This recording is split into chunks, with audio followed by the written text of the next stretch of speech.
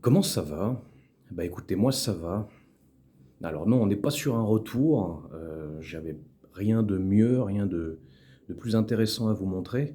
On est à la fois sur une vidéo démonstrative où je vais faire un petit peu de hors sujet parce que contrairement à d'habitude, plutôt que de vous montrer une fusion, je vais vous montrer une reconstitution. C'est comme ça que j'aime, appeler les modèles que je reforme avec, le manche d'origine et la lame d'origine que je réimbrique ensemble. Parce qu'en fait, j'ai un petit peu, enfin, j'ai regardé rapidement sur les internets et notamment sur la plateforme YouTube et sauf erreur de ma part, j'ai bien dit sauf erreur de ma part, donc à moins que je ne me plante, à moins que je ne me trompe, pour l'instant, personne n'a montré encore, les modèles en série limitée, que ce soit, la série Opinel numéro 8 Abracadamas sortie en 2013 ou que ce soit les séries Damas 1 et Damas 2, sorties entre 2017 et 2019, si je ne raconte pas de conneries, hein. Donc en fait, bon, un peu de manière un peu cucu et de manière un peu prétentieuse, je me suis dit: «Bon, moi j'en ai un vrai, un authentique, bah, je vais le présenter tout simplement». Alors évidemment, ce n'est pas une fusion, je déroge un petit peu à la règle, c'est pour ça que je parle d'une vidéo un petit peu hors sujet, hein, une vidéo qui est complètement décontextualisée de ce que j'ai l'habitude de montrer en règle générale. Donc là, on est simplement sur, non pas une fusion, mais un couteau qui est arrivé tel quel ici. Alors, voilà à quoi est-ce qu'il ressemble en position fermée. Donc manche en ébène, que j'utilise au quotidien, hein. Je l'ai réassemblé simplement pour la forme. Donc s'il est un tout petit peu tonché, même si j'en prends énormément soin, mais étant donné qu'il est souvent dans la poche avec les clés, les machins, les trucs, vous voyez là, il y a quelques petites tonches ici, parce que ça, le manche, je m'en sers. La lame, en revanche, je ne m'en sers pas, puisqu'elle figure normalement avec le manche en bois de Sampo, le bouleau nordique. Mais là, je l'ai simplement reconstitué pour vous le montrer tel quel. Donc on est sur le modèle Abracadamas, une série qui est sortie en 2013, à seulement 500 exemplaires. Encore une fois, si je vous raconte pas de bêtises et si ma mémoire est bonne. La seule chose que j'ai changé dessus, c'est le virobloc, parce qu'on était sur un virobloc un peu vintage qu'ils avaient foutu dessus. Un virobloc qui bloquait la lame en position ouverte pour éviter qu'elle ne se rabatte accidentellement sur les mains au moment de l'utilisation du couteau et du maniement du couteau. En revanche, on n'était pas sur un virobloc qui permettait le blocage et le maintien de la lame en position fermée lorsqu'elle était rabattue à l'intérieur du manche.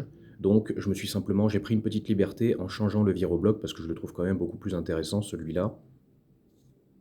Cette toute petite modification qu'ils ont opérée à l'orée des années 2000, encore une fois si ma mémoire est bonne et que je ne vous raconte pas de bêtises, avec simplement cette absence de matière juste ici qui permet une semi-rotation du virobloc afin, comme je l'ai dit avant, désolé je me répète comme un vieux tourne-disque rayé, de venir bloquer la lame en position fermée, de venir la verrouiller à l'intérieur de son manche pour éviter qu'elle ne se rouvre aussi accidentellement dans la poche et qu'elle ne vienne vous piquer les couilles.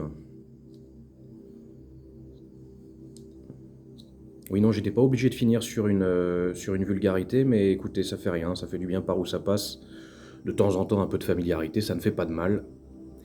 Alors vous allez me dire, qu'est-ce que c'est que ces deux monstruosités qu'il y a à droite et à gauche? Et en admettant que ce soit des araignées, est-ce que ce sont de vraies araignées? Alors oui, par contre, on est sur de la taxidermie. Moi ici, j'étais en train de monter en fait un vivarium dans lequel je vais en mettre des vraies, des biens vivantes, qui devraient arriver incessamment sous peu. Bon, je vous explique pas le bordel, et puis financièrement parlant, ce qu'il faut claquer pour pouvoir mettre en place ce genre de truc chez soi. Alors pourquoi?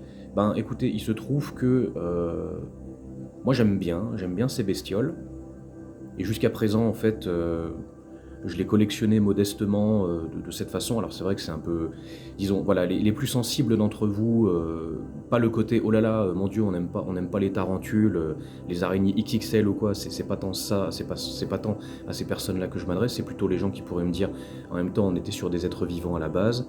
Là, tu les as disposés sur la table, on dirait des jouets.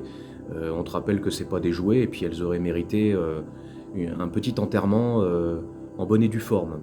je suis tout à fait d'accord avec vous, mais rassurez-vous, je ne les considère pas comme des jouets, heu, loin de là. Et effectivement, la raison pour laquelle, en fait, j'ai trouvé intéressant, de les mettre en arrière-plan, c'est tout simplement parce que les couleurs qui les composent ne sont pas sans rappeler ce qu'on peut trouver, en fait, sur cette Opinel. Je m'explique.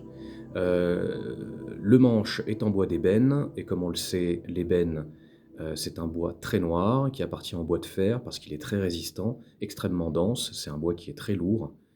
En même temps, bon, ce sont des bois qui paraissent, dans des pays et dans des régions, très arides, où il y a pas beaucoup d'eau. Donc forcément, ce type d'essence de bois doit mettre toutes les chances de son côté s'il veut résister à la fois, aux fortes températures, aux coups de soleil et tout ce qui s'ensuit.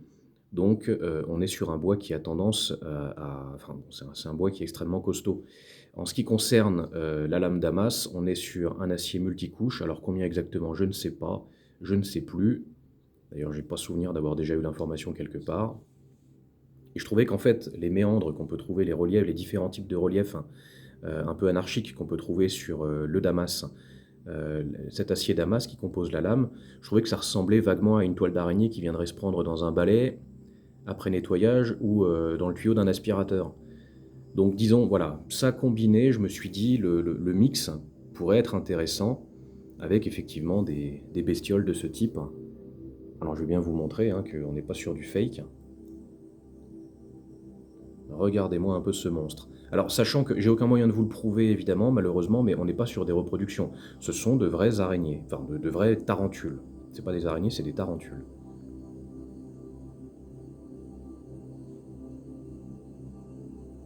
Regardez-moi un petit peu la taille des crochets de cette bestiole. La puissance qu'elles peuvent contenir dans leur mandibule est très impressionnant. Très, très, très impressionnant. Il y a une force de pression à ce niveau-là et une robustesse qui est stupéfiante. Je vous le dis, vu que je m'y intéresse depuis longtemps. Et alors même si celle-là, elle avait les pattes légèrement recroquevillées, donc c'est vrai que c'est difficile de se faire une idée concrète de la taille qu'elles peuvent faire, je vais vous montrer celle-là par exemple sur ma main. Et j'ai pas une petite main, hein. Donc vous voyez que ça fait quand même, ça fait toute la taille de ma main, hein, tout simplement. Ça fait ni plus ni moins que toute la taille de ma main. Voilà. Oui, bon, je trouvais que ça, contextuellement parlant, je trouvais que ça se mariait pas trop mal. Et puis c'était aussi un moyen de vous les montrer en vidéo parce que ça faisait déjà quelques temps que je me disais, tiens, ce serait intéressant de mettre en fond ces créatures taxidermisées. Je sais pas si ça se dit, mais tant pis, je le dis quand même. Parce que ouais, j'avais envie de leur faire un petit peu honneur justement en vidéo, parce que ce ne sont pas des jouets.